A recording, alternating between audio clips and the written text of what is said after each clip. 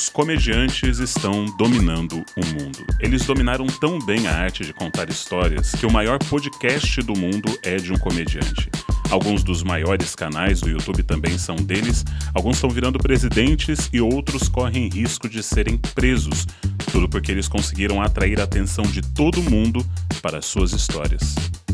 Você disse um dia: as pessoas adoram silenciar o grupo da família, mas a Suzane von Richthofen exagerou. Isso é uma piada simples e um tanto pesada para alguns, mas ainda assim é uma piada. E quando eu digo que ela é simples, eu estou falando em termos de estrutura. Ela tem apenas duas etapas: o setup e o punch. Setup é quando a piada é preparada. Nesse caso, a preparação acontece quando o Di Lopes fala que as pessoas têm o costume de silenciar as pessoas do grupo da família. O punch acontece quando ele cria um plot twist, uma reviravolta na sua expectativa. E apesar de ser uma estrutura simples, não quer dizer que seja fácil de fazer, principalmente quando o comediante quer ampliar a ideia original. Não, Di, mas ela pode ficar brava com você. Eu falei: ai, Suzane Richthofen tá brava comigo? Vai fazer o quê? Vai contar pra mamãe? Mas como eu falei, essa é uma forma simples de contar piada, mas não é a única. Do George Carlin também, que era um cara que... Ele foi um dos primeiros caras que eu assisti, assim, fazendo storytelling, que eu até falei, pô, esse cara não faz stand-up, esse cara conta história. Quando eu não vi esse cara do George Carlin, eu falei, mano, esse cara conta história, não é setup. E é engraçado ao mesmo tempo. E é engraçado, eu falei, mas, pô, não é stand-up, esse cara é diferente. Os caras, não, pô, é comédia, isso é stand-up, é outro parada de stand-up. Hoje, inclusive, no Brasil, a galera faz muito mais storytelling do que vários aquelas piadinhas, né? De tão, né? Ela é tão não sei o que que... Os maiores comediantes do mundo também são os melhores storytellers. Eles usam técnicas complexas e estruturas de narrativa que fazem com que suas histórias sejam cheias de reviravoltas e principalmente de muito humor. Este é Andrew Stanton, o cara que escreveu Toy Story, Monstros S.A., Procurando Nemo, WALL-E, enfim, os melhores filmes da Pixar. Para ele, storytelling é contar piada. A tourist is backpacking through the highlands of Scotland, and he stops at a pub to get a drink, and the only people in there is a bartender and an old man nursing a beer, and he orders a pint, and they sit in silence for a while, and suddenly the old man turns to him and goes, "You see this bar? I built this bar with my bare hands, found the finest wood in the county, gave it more love and care than my own child, but do they call me McGregor the bar builder? No." Points out the window. "You see that stone wall out there? I built that stone wall with my bare hands, found every stone, placed them just so through the rain and the cold, but do they call me McGregor the stone wall builder? No." Points out the other window. "You see that pier on the lake out there? I built that pier with my bare hands, drove the pilings against the tide of the sand, plank by plank, but do they call me McGregor the pier builder? No. But you fuck one goat."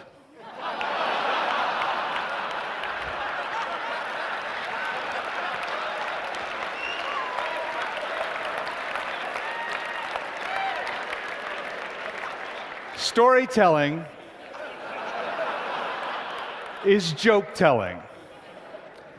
It's knowing your punchline, your ending, knowing that everything you're saying from the first sentence to the last is leading to a singular goal, and ideally confirming some truth that deepens our understandings of who we are as human beings. E Stanton diz isso porque uma boa piada nada mais é do que uma boa história, e bons storytellers podem aprender muito com os comediantes de stand-up, afinal, eles estão diante do público todo o tempo, recebendo feedback instantâneo sobre o seu ato e descobrindo quais são os melhores caminhos para captar e reter a atenção do público.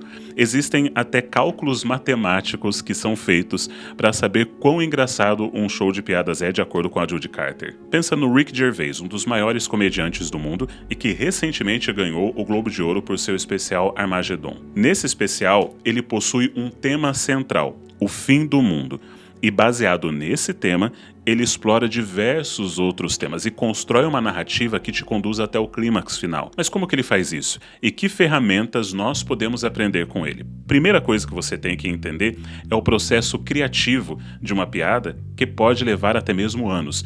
Veja essa entrevista do Kevin Hart de 2011, onde ele fala sobre o seu filho acreditar que é o Homem-Aranha. I said, I'm gonna teach my son how to defend himself. Now, the only problem I'm having, my son thinks he's Spider-Man, George, for real. Like, listen, I'm not joking. Like when we play, he wet me. He like, listen. But because I'm dad, because I'm his dad, when he does it, I gotta act like I'm caught. I'm like, oh no, let me out. So, but it's us playing. Let me tell you why this is bad. I'm not joking. So I go to pick him up from school, right? This little boy is hitting my son in the head with a truck, right? My son on the floor doing this.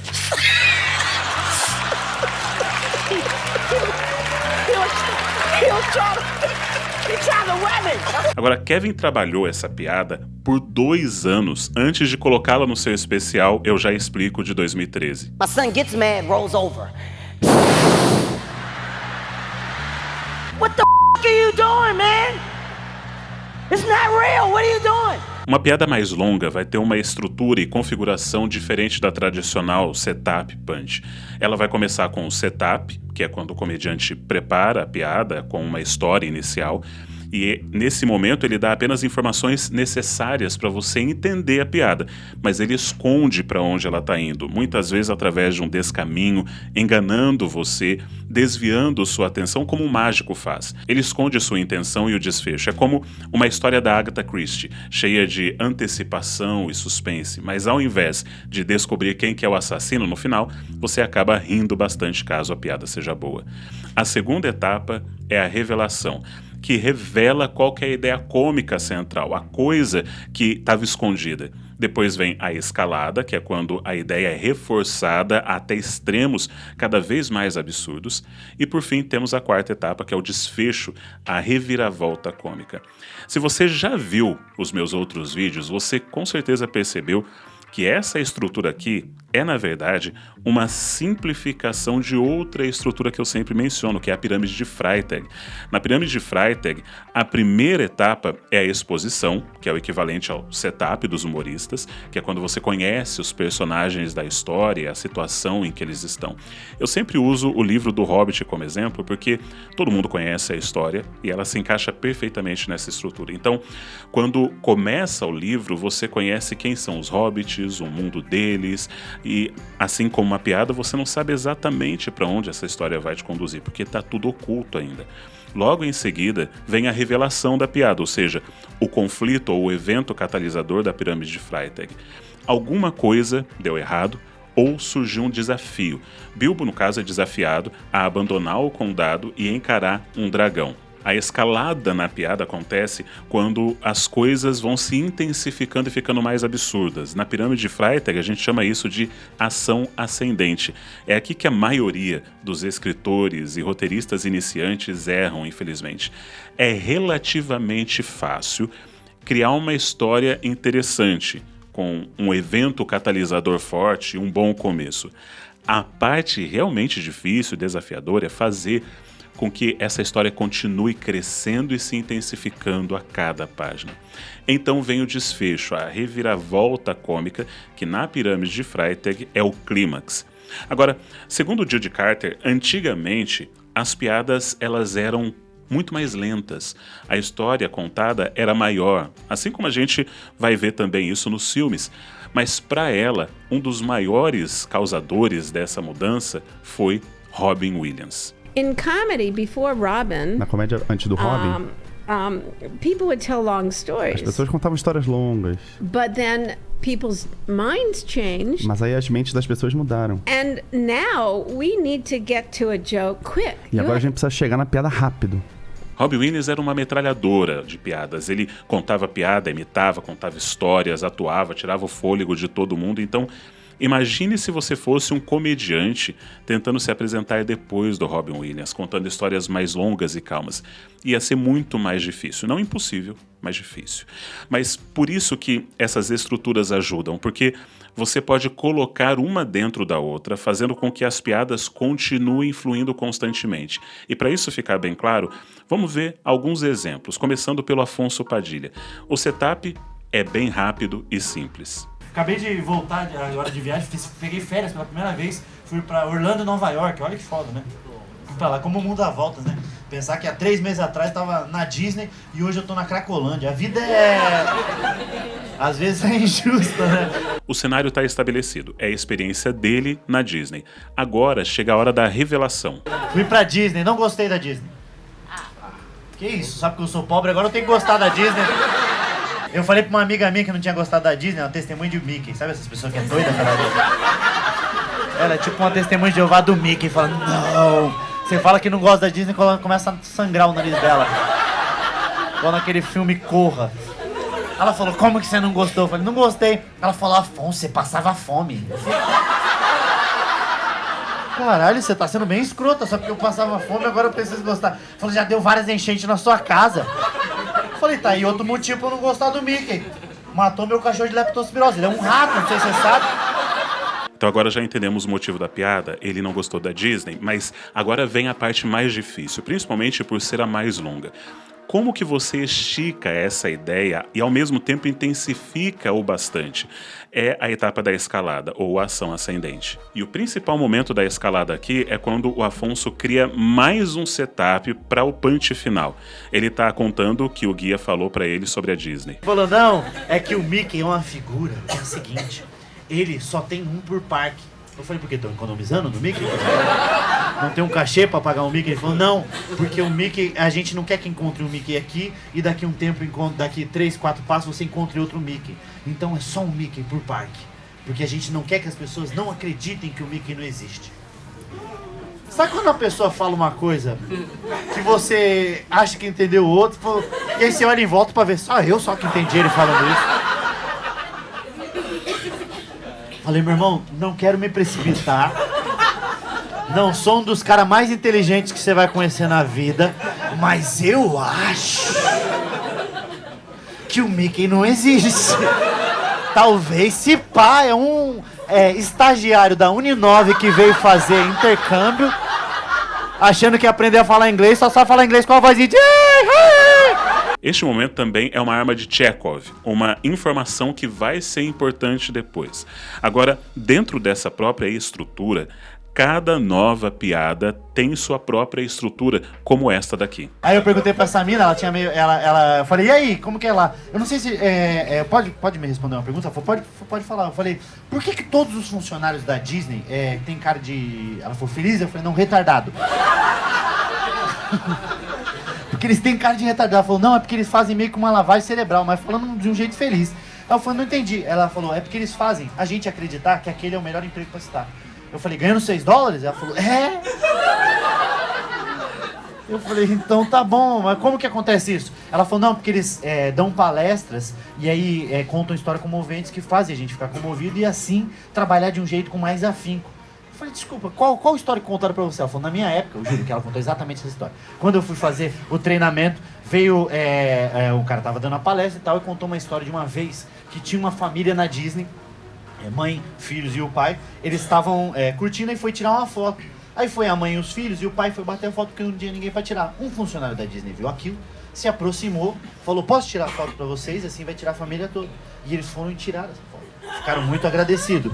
Um ano depois, essa família voltou pra Disney, mas estava só a mãe e os 2 filhos. Eles encontraram esse funcionário e falaram, lembra de mim? Aí eles falaram, o cara falou, lembro, você tirou uma foto pra gente, tava eu e meu marido e meus filhos, você foi muito gentil e fez esse favor pra gente. O cara falou, nossa, que legal. Eu não sei se você reparou, meu marido não tá aqui. O cara falou, por que não tá? Porque ele é um soldado americano, ele foi pra guerra e morreu lá. Ele nunca tinha tirado nenhuma foto, aquela foi a única, graças a você que insistiu em fazer um bom trabalho. Viu? Por isso que tem uns retardados que trabalham na Disney. Eu acabei de falar que foi lavagem cerebral, tem gente... Puta, burro pra caralho vocês são também. Cuidado com esse negócio de inodê que vocês vão cair. Vocês caíram numa dessa que eu acabei de falar, burro pra caralho, mano. Mas agora no final do set é que ele traz o desfecho principal pra toda a sua história. Nós sentados na mesa, coisa, o Mickey tirando foto lá, o guia junto com a gente, de repente passou, aí eu olhei o ratinho, Carlos Massa. O Carlos Massa tava na Disney. Juro, o bigodão, o cacetete, não tava com o cacetete, mas ia ser do caralho se eu tivesse. Mas tava com o bigodão, o Carlos Massa passou. Eu falei, Thiago, olha o ratinho. Aí o Thiago falou, eita, pô, ratinho. O Thiago deu um grito, eu guia na mesa e falei, aí, quem disse que não tem 2 ratinhos no mesmo ambiente? O desfecho, nesse caso, faz você rir porque você conhece a referência do ratinho. Mas o desfecho pode fazer rir por vários outros motivos. Existem várias formas de causar o riso. Ironia, que é quando você diz algo que não é para ser interpretado como literal. Personalidade, quando uma pessoa é uma caricatura exagerada. Por exemplo, o Igor Guimarães só precisa começar a falar para ser engraçado. Referência é quando a audiência consegue reconhecer os personagens ou citações.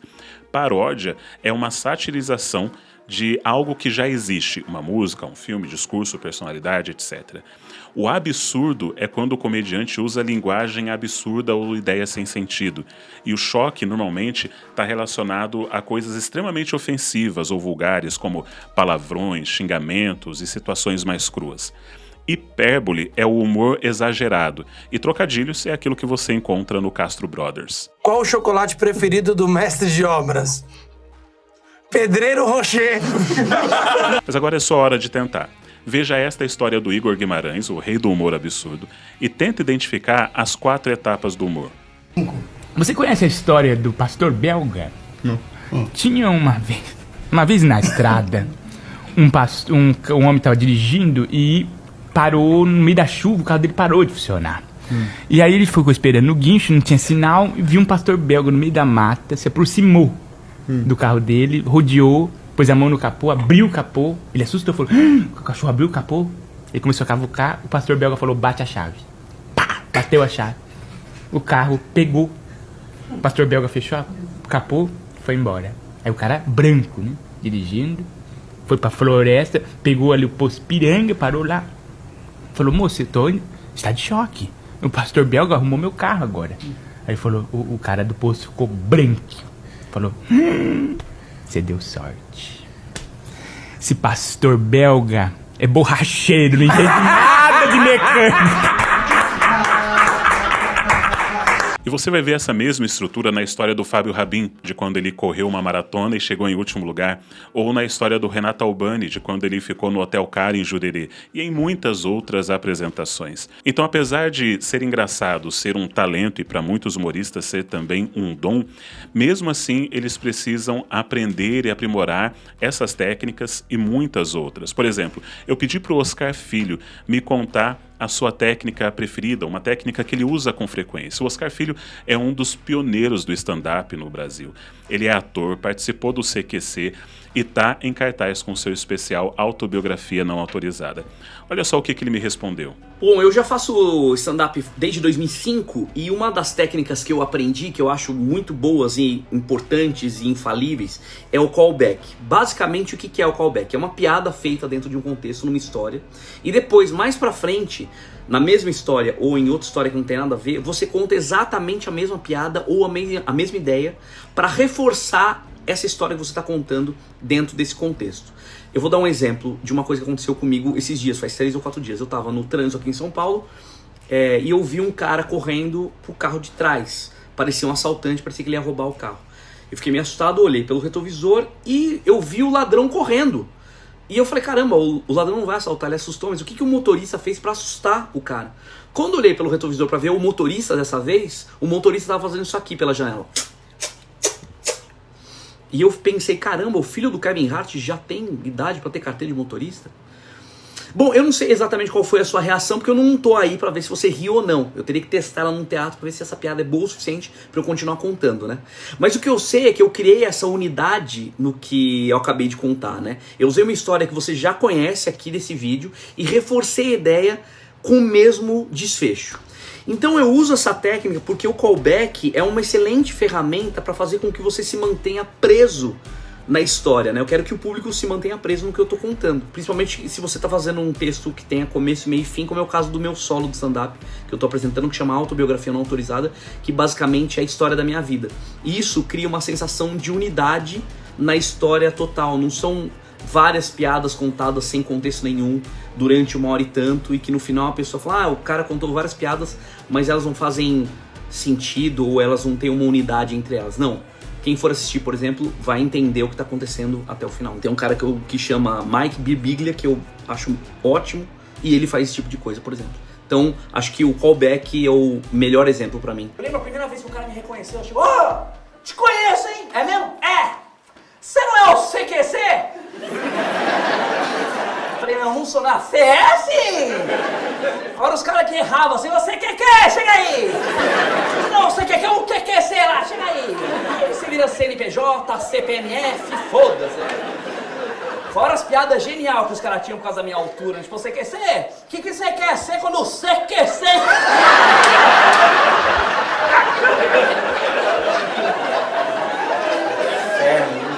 Aí o programa continuou e eu achei que as pessoas iam saber qual era o meu nome, iam finalmente me chamar pelo meu nome. Então o Marcelo Taz resolveu colocar o meu nome de Pequeno Pônei. Era isso que ele me chamava, cara, e as pessoas me chamavam de Pequeno Pônei na rua, e eu fiquei puto.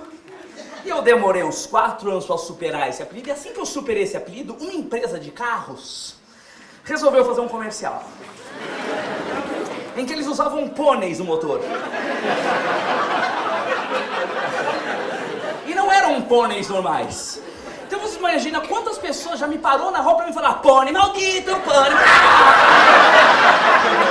E quem faz muito callback também é o Dave Chappelle, que é conhecido por ser um dos melhores contadores de histórias da comédia. Dave Chappelle conta histórias, conecta essas piadas com uma sequência lógica que te leva numa jornada repleta de personagens, desenvolvimento, tensão, humor, enquanto te ensina sobre história, como ele fez brilhantemente no seu especial Equanimidade. E como Dave Chappelle tem muita personalidade e presença de palco, ele não tem pressa com o punch. Ele consegue segurar a sua atenção e até mesmo tratar de temas controversos e sérios sem perder o público. Agora presta atenção. Existe uma outra estrutura, que eu já falei dela no meu vídeo sobre o Rick e Morty, que é o círculo da história do Dan Harmon. Dan Harmon é o cara que escreve a história, a série do Rick e Morty. Aliás, pessoal, não sei se vocês conhecem meu Substack, lá eu tenho conteúdos variados, você vai ter texto, áudio, vídeo, conteúdo sobre storytelling, coisas que eu não coloco aqui no canal, mas que lá no Substack eu tenho mais liberdade para tratar, por conta da liberdade que a plataforma dá para os criadores. Então lá você vai encontrar bastante coisa legal que eu tenho certeza que vai te ajudar na sua jornada de aprender mais sobre storytelling. Então confere, o link vai estar na descrição e também no comentário fixado. O círculo da história é uma versão simplificada da jornada do herói, que eu sempre estou falando, e você consegue identificar essa estrutura na construção narrativa de Dave Chappelle, por exemplo, e muitos outros, em muitas de suas apresentações. São basicamente 8 etapas. O protagonista deseja algo, então sai em busca do que deseja, tem descobertas no caminho, pega o que queria e retorna transformado. Chappelle usa essa estrutura, por exemplo, de forma muito inteligente no show Equanimidade, nos primeiros 10 minutos, em Sticks and Stones, na história sobre quando ele comprou uma arma, e no seu último especial, Sonhador, na história de quando ele conheceu Jim Carrey. Ou seja, storytelling não apenas ajuda comediantes a estruturarem as suas piadas, mas também ajuda a segurar a atenção do público e a criar um desenvolvimento, desviar a atenção, manter a atenção crescente para finalmente chegar no alívio cômico. Mas a lição mais importante é essa frase aqui do Dave Chappelle. I told you what I was going to say and you still didn't see it coming. And that's why I make the big bucks. Infelizmente eu não posso colocar qual foi a piada que fez todo mundo rir assim, porque a Netflix não deixou, mas Dave Chappelle tá certo. É por isso que ele ganha muito bem. Ele aprendeu a contar boas histórias, dominou as técnicas e usou todo o seu talento nato e adquirido com anos de treinamento para se tornar o comediante mais bem pago do planeta. Storytelling serve para todo mundo, seja para um escritor, um comediante, um profissional do marketing, até mesmo um médico. todos podem se beneficiar com essas técnicas. E para aprender mais sobre storytelling, a arte de contar histórias, se inscreve no canal. Se você também quer me acompanhar mais de perto, segue lá no Instagram. E para ler meus artigos, ouvir meus podcasts e ter conteúdo mais diversificado do que aquele que você encontra aqui no canal, confere o meu Substack, o link está na descrição. Um forte abraço e arrivederci.